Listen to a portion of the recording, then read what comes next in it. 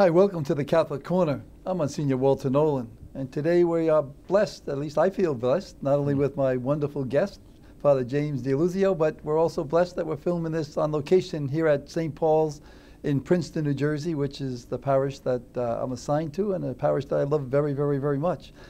Father James is going to be with us and to talk to us in a couple of shows, actually. He'll help us to understand the scriptures and some of the saints in a very beautiful way. So, Jim, it's my pleasure to have you with us today, and hopefully we'll talk about the missions that you do and the work that you do, and about the life you have as a Paulist Father. But maybe I'd like to go back, if you don't mind, to the beginning. Isn't that what the scriptures they said in the beginning? Yes, in the beginning God created the heavens and the earth. Let's go to the beginning. And how did it all start for you? I know you got a lot of background. You're a Paulist missionary. Yes. I know you sing very well. You had some acting experience, and you're a marvelous priest that does so many things. In the beginning. How did it start in terms of my sense of vocation? Surely, yes. To go back, my goodness. Well, of course, it's always hard to pinpoint, isn't it? I think I really go back to what my earliest recollections of God were, my experiences of God. They were very young, and I wasn't thinking of God, of course, at the time, but I've been very blessed. My earliest experiences of God all had to do with joy. And they were tied in with music, they were tied in with a sense of happiness, there was a sense of getting along. It made a very strong impact on me. And although other parts of my life I didn't tap into or didn't relate to God in terms of that just innate joy of being alive and being with others, I think when I look back, I said, oh my God, I think the seeds of my vocation were actually planted way back when I was very little. Along with that, I'd say what brought me to be doing what I'm doing now and how I chose the Paulist Fathers for my priesthood vocation has to do with my love of story. Since I was very little, just the power of stories, they intrigued me. I mean, some kids enjoy baseball more and some like science, but it was when it was story time, I was the most alive. It didn't matter what the story was as long as it was good, and you know, in our Western literature, between the Grimm's fairy tales and everything else, there was just a wealth. The power of story, of people overcoming obstacles, the forces of good and evil. So did you like to hear the story, or you like to tell the story, or both? Well, initially, of course, hearing them. I mean, when my mom would read us the stories, and they were all intertwined, whether it were Bible stories or the stories of creation. I particularly loved the non-biblical stories of the angels and their big arguments, you know, before God and such, or whether it was the stories. I loved Disney. I loved the Disney cartoons, the way they told story involved with music. And then eventually, yes, oh, it's my turn. Let me tell the story. So it really was a combination of both things. I really think story is, well, obviously with the scriptures, it's one of the primary ways that God reaches out to us and brings us together. So I'd say that was the very beginning. When as I grew up, I wanted to study literature more, and acting was very closely entwined to it. My favorite experiences in high school were in my English lit class, my drama class, and then the choir and the music department. Because in the end, even music is about expression and story. I educated myself. I went to Montclair State here in New Jersey, and is an English major with also education and a minor in drama. Went on for a master's in drama at USC, all kind of encompassing, let's tell the story, let's get engaged, what can we learn from, how can we learn about ourselves? It's really an exploration of the human condition. Tied that parallel to my Catholic background. I grew up in Closter, New Jersey. I'm the oldest son of a policeman and homemaker, part-time businesswoman, my mom, and went to Catholic school, St. Mary's Catholic School in Closter. Just small, unfortunately closed now in Closter, New Jersey. But it was very, very formative. Again, I think I remember we didn't our religion classes were quite eclectic, but the more formidable memories I have were of Bible stories, and I particularly remember The story of Jonah and the whale really hit me very strong. It's a very powerful story, so much going on there. And the other was the trumpets bringing down the walls of Jericho. I mean, I can even see the picture in the illustration, the illustration in that particular so it book. never left you. No, right, and they're all kind of intertwined. And I guess to get cut to the quick of it, when I graduated from USC in Los Angeles with this master's in drama, I came back to the New York area and wanted to pursue acting, which I tried for a few years. But ultimately, I think that's where my vocation call really began. I started feeling very restless in, well, I'm auditioning for all these things, and I had gotten some day player work on some soap operas, not a great, I wasn't very successful at the business end of things, but I kept saying, why are we telling this story, or how come we're telling that story? And it was looking for the deeper meaning, or the bigger stories, that I think really began me to reconsider how I'm living out my faith. And it was through that and a whole series of some family difficulties, I said, I'm going to really read the Bible. I'm going to read the whole thing, Many of us go through a period like that. And that really was the seed of both my recommitment to Christ, my re-embracing of my Catholic faith, and ultimately began my discernment for the priesthood.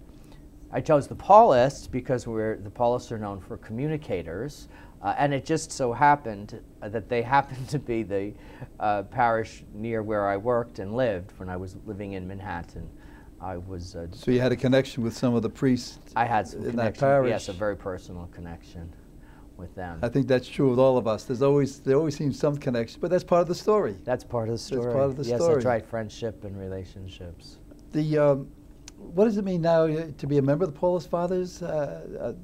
Is it the fellows that you work with, growing? Our and, yes. Yeah, it's great to be a member of the Paulist Fathers, especially because of our emphasis on giving the word a voice. That's our catchphrase right now, to keep the scriptures in conversation with our culture, to invite peoples of all faiths, but particularly, of course, enriching the Catholic Christians to get involved more with the stories and take them apart, apply them specifically to our own lives. We were the first order of Catholic priests founded in the United States, and I have to emphasize, founded in the United States. There were many orders of Catholic priests who came to the United States long before the Paulists were founded, but we were founded in 1858, really as a group of men committed to be missionaries to help at that time in the middle of the 19th century to convince Protestant America that Catholics were safe, that we were honest to goodness Christians like themselves, and that we could offer the American experiment some real great values and talents as Catholic Christians. And you've done it well with the experience that you've had. I know a lot of college campuses, or yes. You even have some places like are in malls or something that allow people to stop by and ask questions. Or we've had some experiments in malls. At the moment, though, I think you're referring to our information centers. Right. We're in Boston. We have the Paulist Information Center right on not Capitol Hill. What do they call it in Boston? On the Boston Common. We're right there. And where's other information centers? I think we used to have more. I think Boston may be our only one. Oh, Toronto. In Toronto, Canada, we have an information center. That's got to be exciting and fun. I think, yes, if I recall, they used to have mass there, or you could stop for confessions. No, they or still whatever. do. It's a really sort of a drop-in place in the middle of the two big cities, Toronto or Boston. And hopefully, we like to think of our parishes in the big cities, like where I'm living at St. Paul the Apostle Rectory in Manhattan on Columbus Avenue between 59th and 60th Street. Also are kind of, they're drop-in, just drop-in. You don't even have to be Catholic. You want to know, you want to talk to somebody, there's somebody here to engage you in conversation. Yes. Terrific. That's terrific work. Now, for yourself, I know you had a gift from God in drama and singing. Is that also attracted you to the Paulists? I mean, did you start early in life to use those gifts with your own priesthood? Not right away, actually. When I first joined the Paulist, let me see now.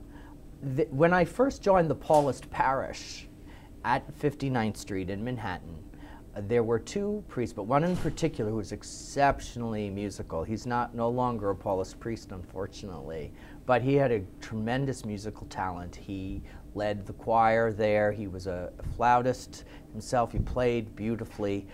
It was one of the things that appealed me to the Paulist as a group. So there's a freedom here. There's a acknowledgement of individuals' particular talents that are recognized as gifts from God, and that they're part of a ministry. That fluidity very much drew me to the Paulists. That and their preaching.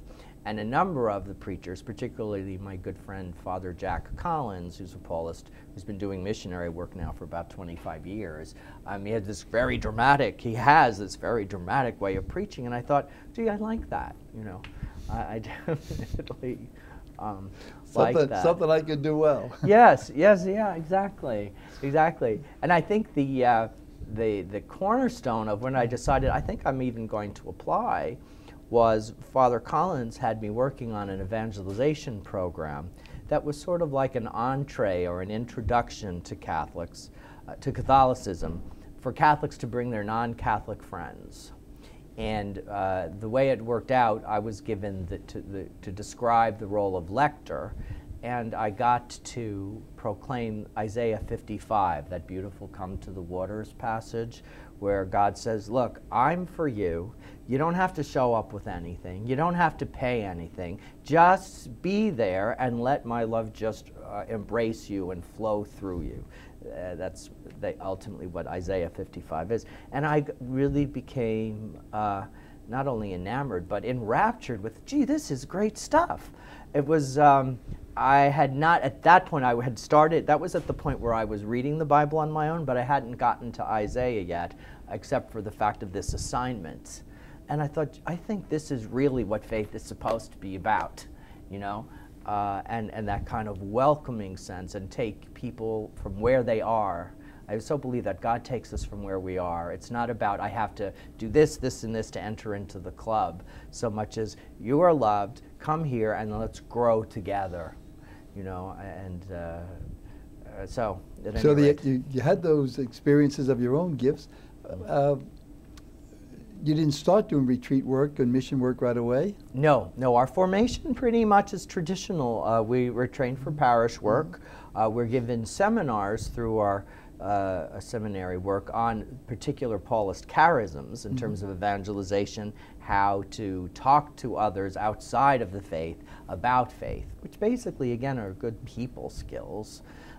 And again, not approaching someone like, I've got something that's good for you, in opposed to what might we have in common, you know, about how we understand life, God, faith, and such. So we had those particular dynamics, which most Paulists apply this particular charism into parish work or campus ministry, as you said. But you took it to another... I took it to a different degree, level. right?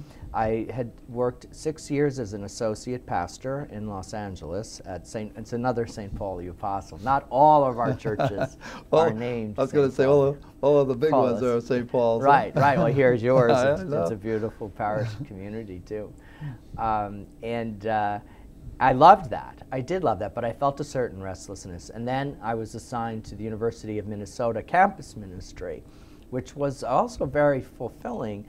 At the same time, I really started to name a restlessness. I'm counseling and supporting all these young people, and it was also a parish too, so there were families and older people as well.